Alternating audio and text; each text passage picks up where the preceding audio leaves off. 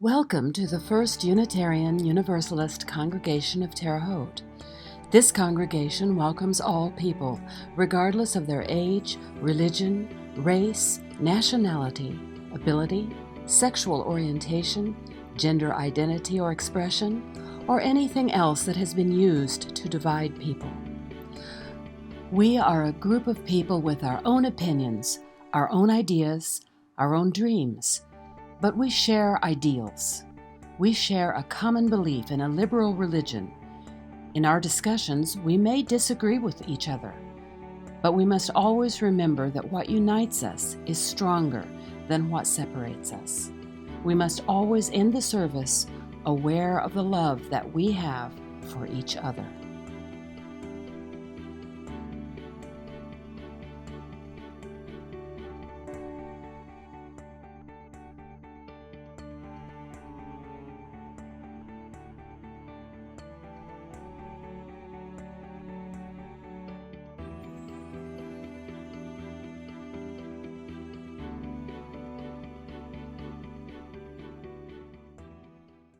Unitarian Universalists affirm the inherent worth and dignity of each person as a given of our faith, an unshakable conviction calling us to self-respect and to respect for others.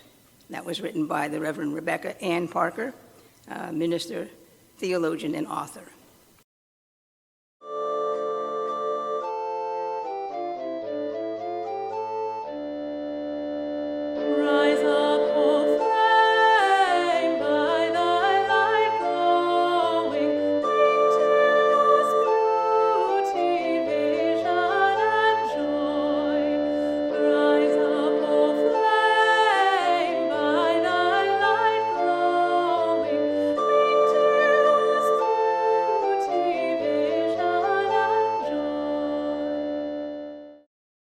On this Palm Sunday morning, we look forward to the coming of warm weather and the budding of spring flowers, a respite between the hazards of winter and the heat of summer. We look forward to the coming days of vacation for the restoration of our bodies and minds and to the renewal of strength. With each new season, we find hope, a new beginning, a new vision for the future. The choice of vision must be our own, and what we do with it and what strength and fulfillment we gain from our own capacities to reach beyond ourselves must come from within us.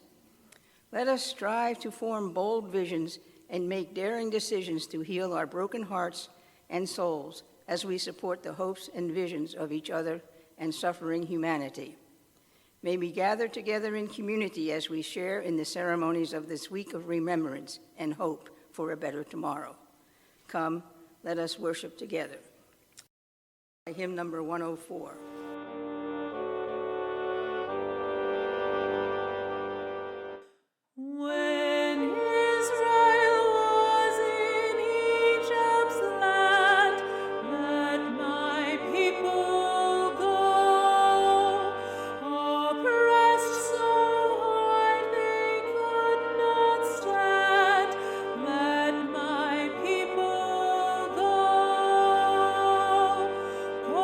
Down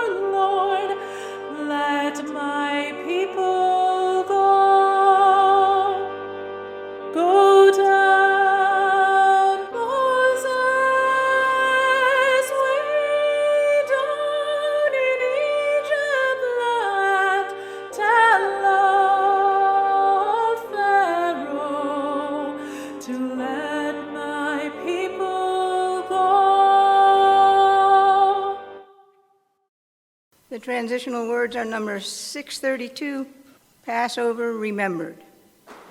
Pack nothing.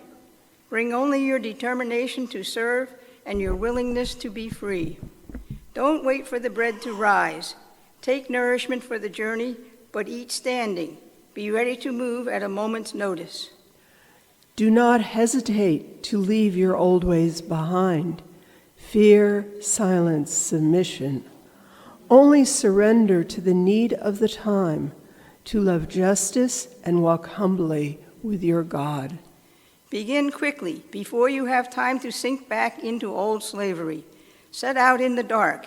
I will send fire to warm and encourage you. I will be with you in the fire, and I will be with you in the cloud. I will give you dreams in the desert to guide you safely home to that place you have not yet seen. I am sending you into the wilderness to make a new way and to learn my ways more deeply. Some of you will be so changed by the weathers and wanderings that even your closest friends will have to learn your features as though for the first time. Some of you will not change at all.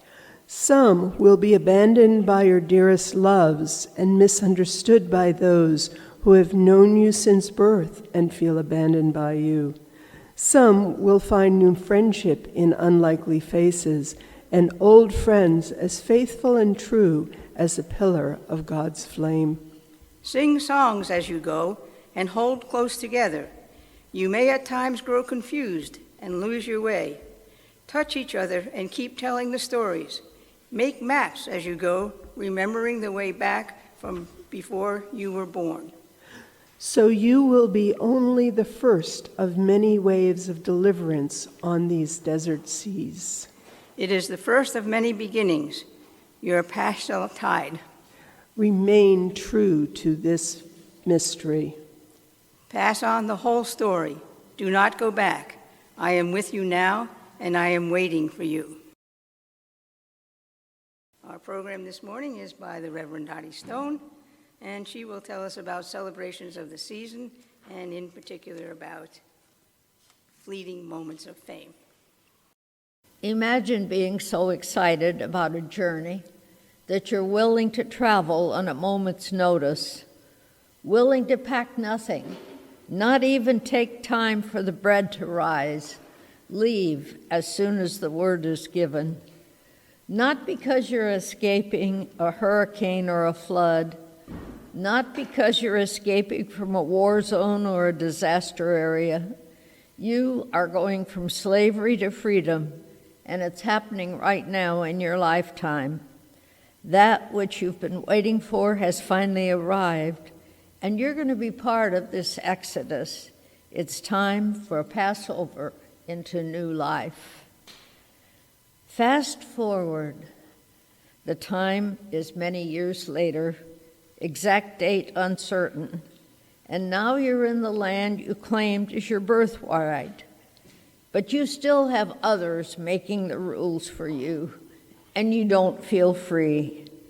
But you have new hope, because one of your own people has become so popular, you're sure he has the answers to get that long-awaited kingdom for you at last.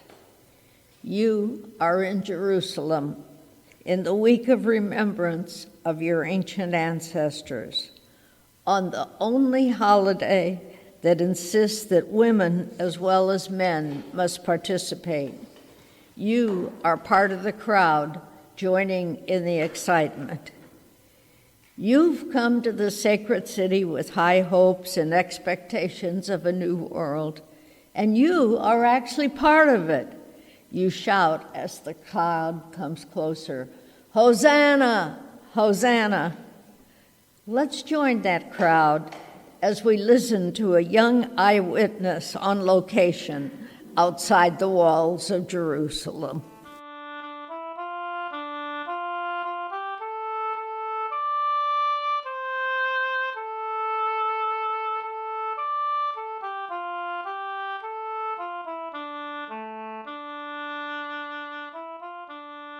We always like to come to Jerusalem for Passover.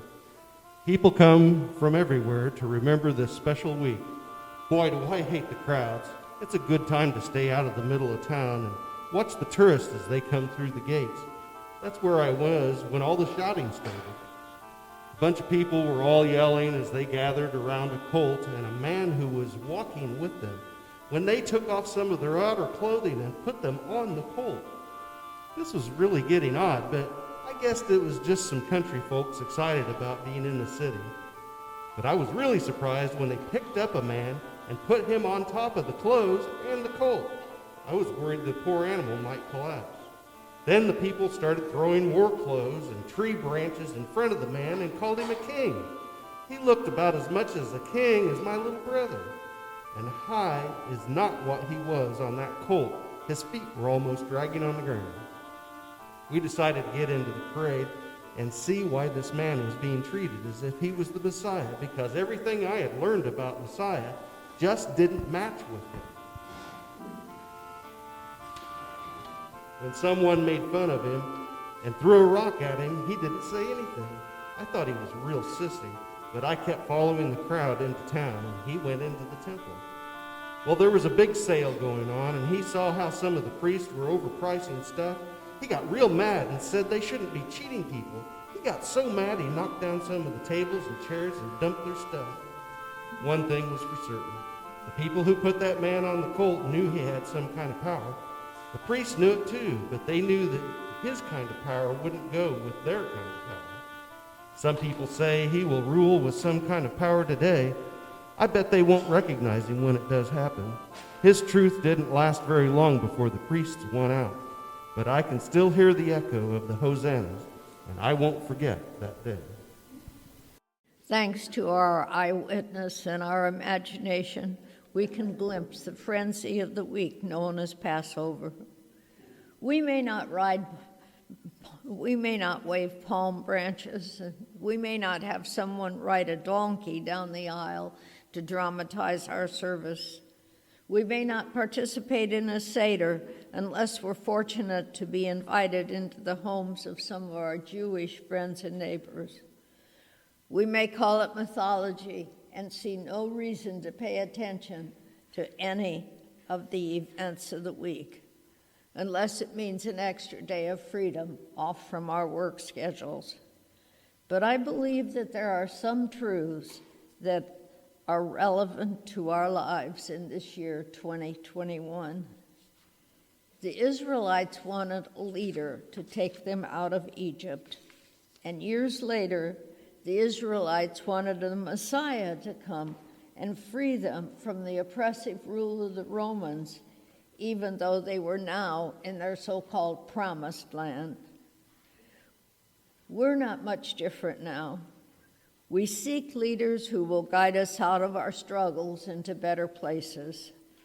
And even though we've crossed some boundaries in our choices for our president, we still tend to believe we are the chosen ones, favored by privilege of citizenship, economic status, and yes, even skin tone. January 6th shook our complacency and made us aware of how much we want freedom for ourselves. Yet we continue to be the ones who attempt to decide who also should be free. We continue to play out the drama of a selective God who's willing to sacrifice other lives to give us that freedom. The situation at our border today, with lives being destroyed in the name of freedom, is no different than the situation in long-ago Egypt, when Israelites believed they would be spared, even if it meant death to the Egyptians.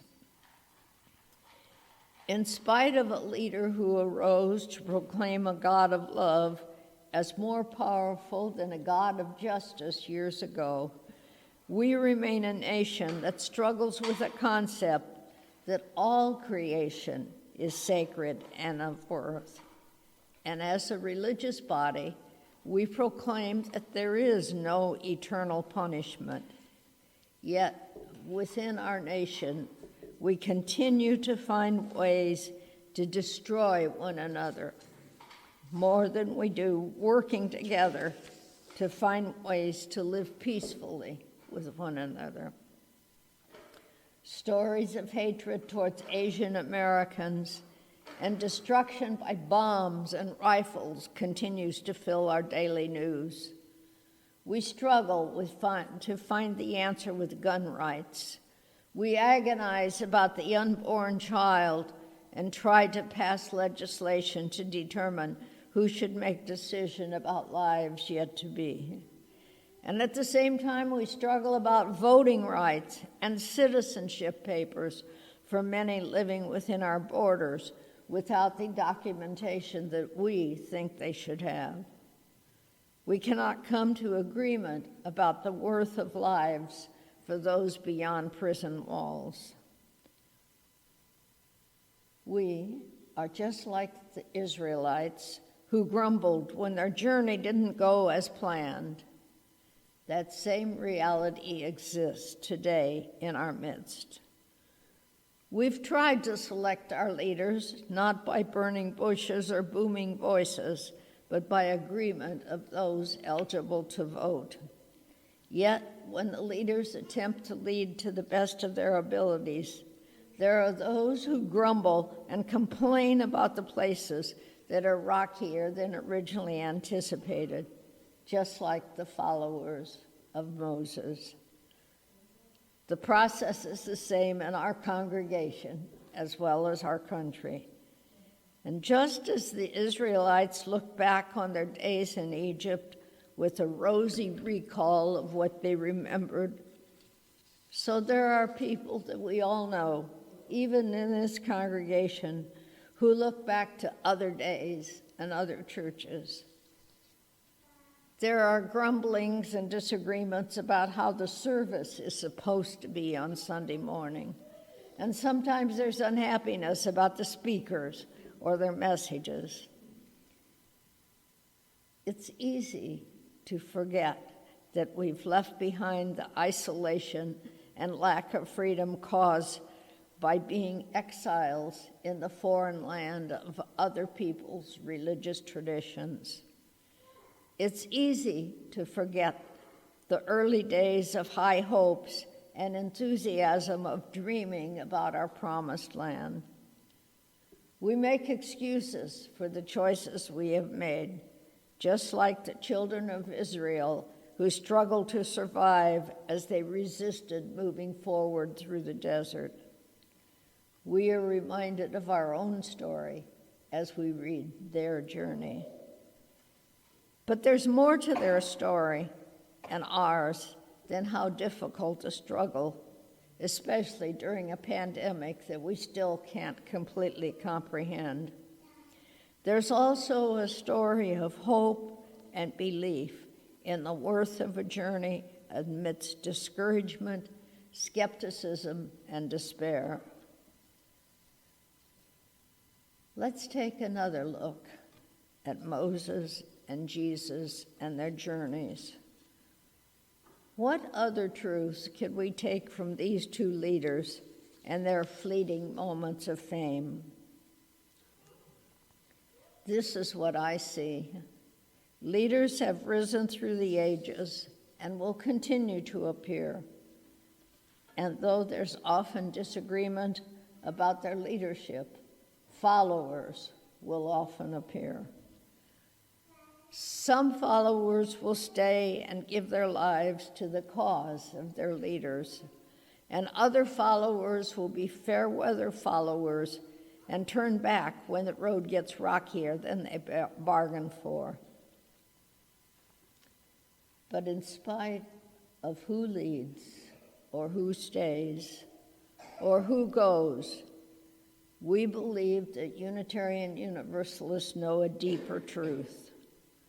We believe that all people are the chosen ones, chosen not by merit, but simply because we're part of a community that we call human, with equal rights to be considered of worth and treated with dignity.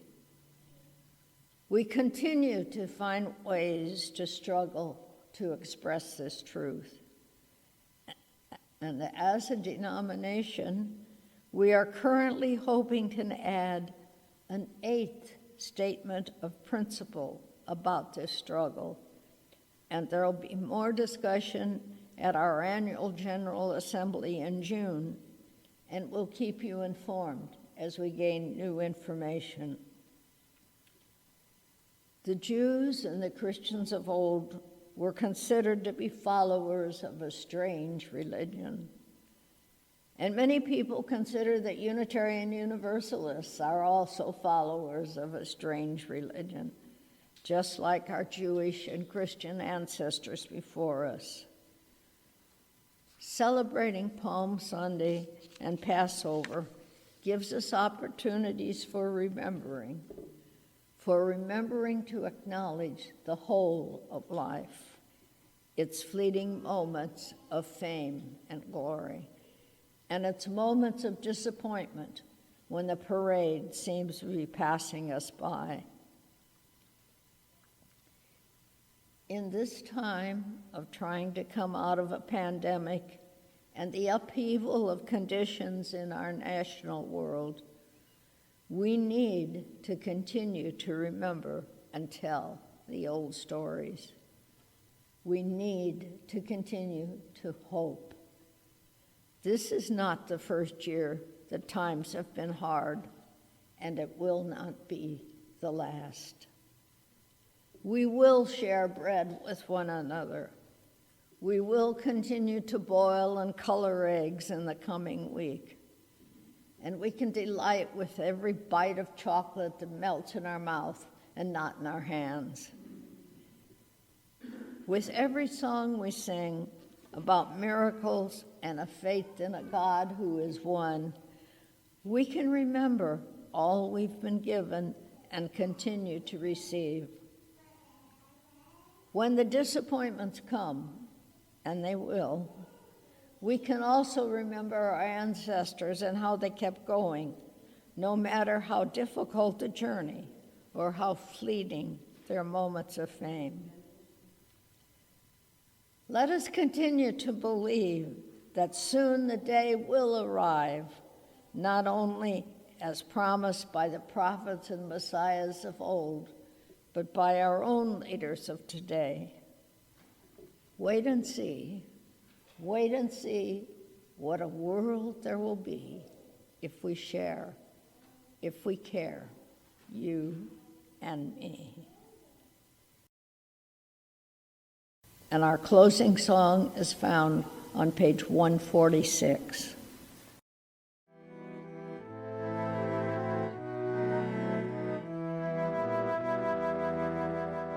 Soon the day will arrive when we will be together, and no longer will we live in fear.